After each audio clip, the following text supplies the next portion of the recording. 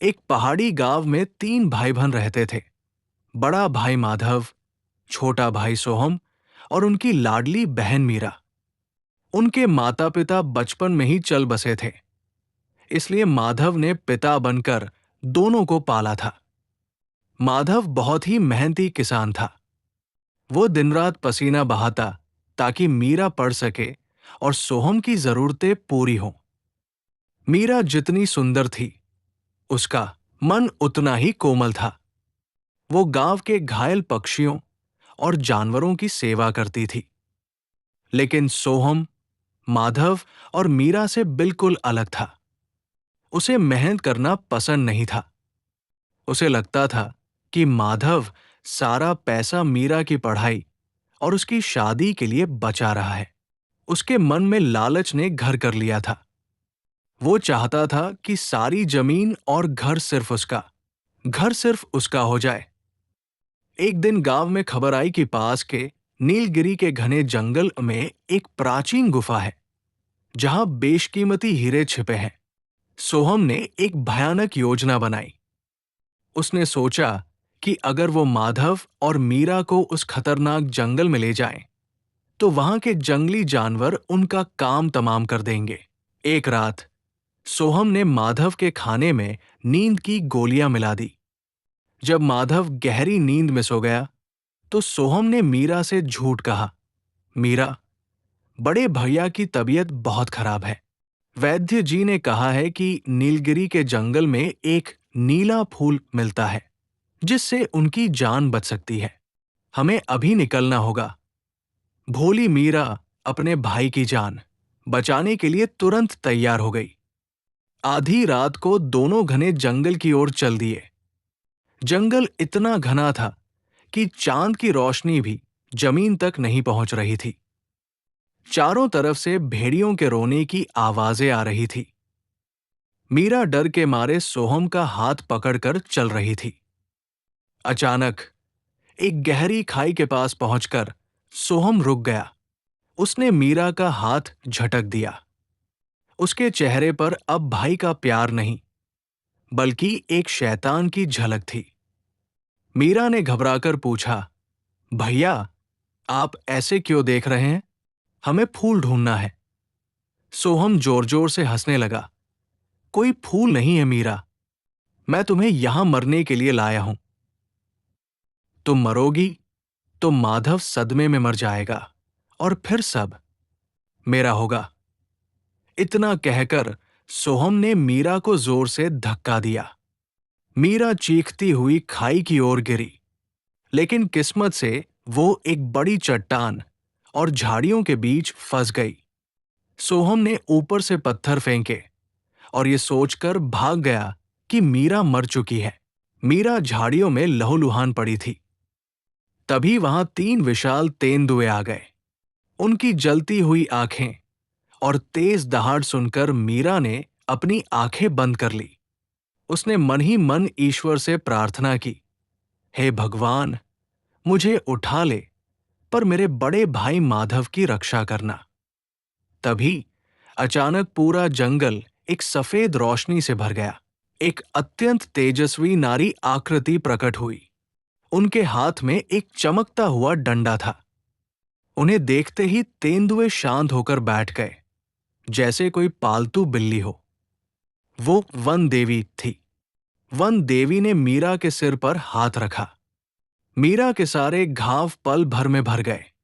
देवी ने कहा, बेटी, तेरा त्याग और निस्वार्थ प्रेम देखकर मैं प्रसन्न हूं। आज से तू इस जंगल की प्राणदात्री कहलाएगी।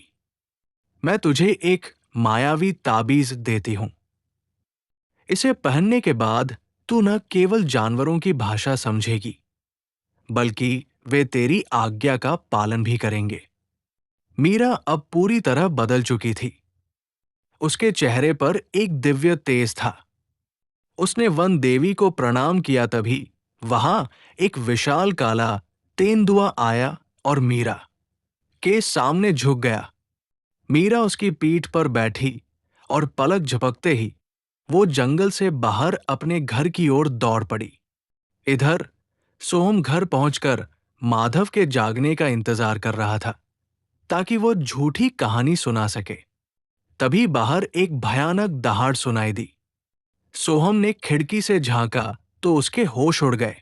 सामने मीरा एक तेंदुए पर सवार थी और उसके पीछे सैकड़ों भेड़िए और जंगली जानवर खड़े थे। सोहम डर के मारे कांपने लगा। वो घर से बाहर भागा, लेकिन जानवरों ने उसे घेर लिया। मीरा तेंदुए से नीचे उतरी। उसकी आंखों में गुस्सा था। सोहम उसके पैरों में गिर पड़ा। मीरा, मुझे माफ कर दो। मुझे लालच ने अंधा कर दिया था। माधव भी बाहर आ गया। वो ये सब देखकर दंग था। मीरा ने माधव को सोहम की पूरी सच्चाई बता दी। माधव का दिल टूट गया।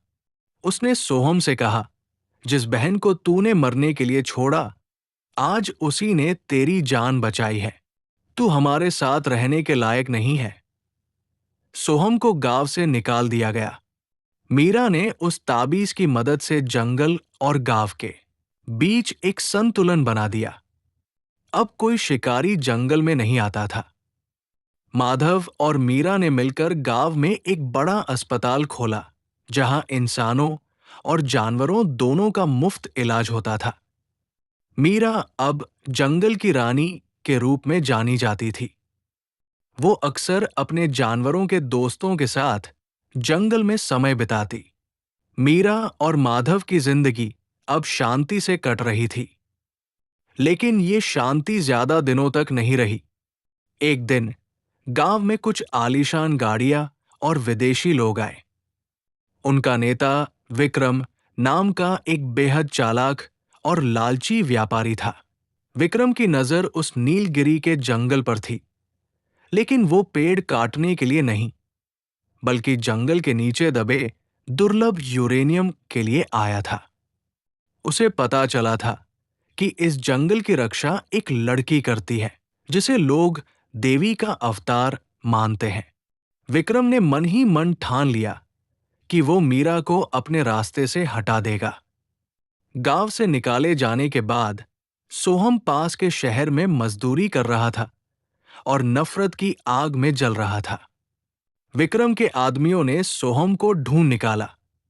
विक्रम ने सोहम को लालच दिया, अगर तुम मुझे जंगल के गुप्त रास्ते बता दो और मीरा की कमजोरी बता दो, तो मैं तुम्हें इतना पैसा दूंगा कि तुम शहर के सबसे बड़े आदमी बन जाओगे।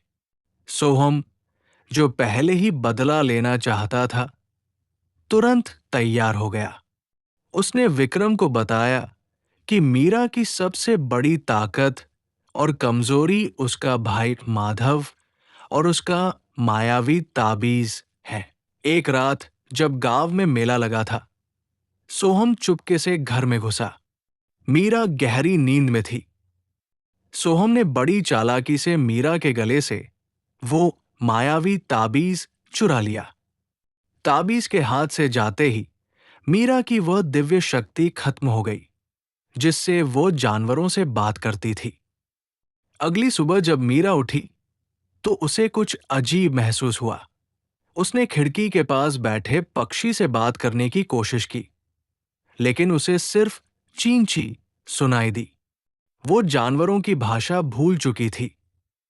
तभी उसे पता चला कि माधव भी घर में नहीं है। विक्रम के गुंडों ने माधव को अगवा कर लिया था। विक्रम ने भारी मशीनों और हथियारों के साथ जंगल में प्रवेश किया। जैसे ही मशीनों ने पेड़ गिराना शुरू किया, जंगल के शेर और चीते उन पर टूट पड़े। लेकिन इस बार शिकारी तैयार थे। उनके पास बिजली के जाल और बेहोशी की बंदूकें थीं। बिना मीरा के मार्गदर्शन के जानवर तितर-बितर हो गए। वे समझ नहीं पा रहे थे कि इस आधुनिक हमले का सामना कैसे करें। मीरा भागती हुई जंगल पहुंची। उसने चिल्लाकर अपने दोस्त काले तेंदुए को बुलाना चाहा, लेकिन उसकी आवाज जानवरों तक उस तरह नहीं पहुंच रही थी जैसे पहले पहुंचती थी। मीरा ने देखा कि विक्रम ने माधव को एक पिंजरे में कैद कर रखा है और सोहम हाथ में उसका ताबीज लेकर खड़ा है। विक्रम ने कहा, मीरा, अगर तुम चाहती हो कि तुम्हारा भाई और ये जानवर जिंदा रहें, तो चुपचाप गांव छोड़ दो और हमें अपना काम करने दो। मीरा की आंखों में आंसू थे, लेकिन फिर उसे वन देवी की बात याद आई। साधारण वो नहीं जो शक्ति रखता है, बल्कि वो है जो बिना शक्ति के भी सही के लिए लड़ता है। मीरा ने ताबीज का इंतजार नहीं किया। वो बिना किसी डर के सीधे विक्रम के गुंडों की ओर दौड़ी। उसने निहत्थे होकर मुकाबला शुरू किया। मीरा के इस साहस को देखकर जंगल के जानवरों में भी एक नई ऊर्जा भर गई।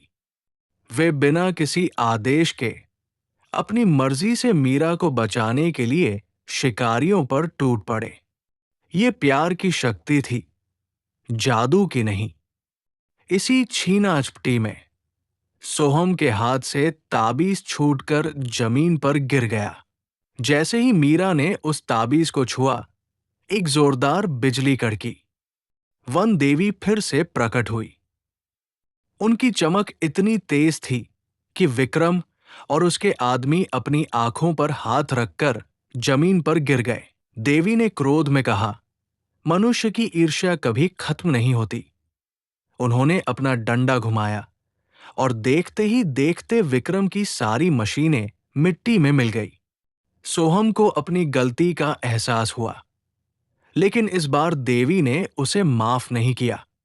सोहम पत्थर की एक मूर्ति बन गया, जो हमेशा उस जंगल के द्वार पर एक चेतावनी की तरह खड़ा रहेगा। माधव आजाद हो गया। विक्रम और उसके आदमियों को पुलिस पकड़ ले गई।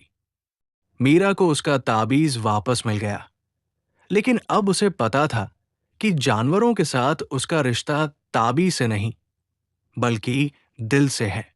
जंगल फिर से हरा भरा हो गया। मीरा ने अब सिर्फ अपने गांव की ही नहीं, बल्कि दुनिया भर के जंगलों को बचाने का संकल्प लिया। आज भी लोग कहते हैं कि जो भी सच्चे मन से प्रकृति की रक्षा करता है, उसे और उसके जानवरों का साथ हमेशा मिलता है। कहानी अच्छी लगी तो चैनल को लाइक और सब्सक्राइब करें। धन्यवाद।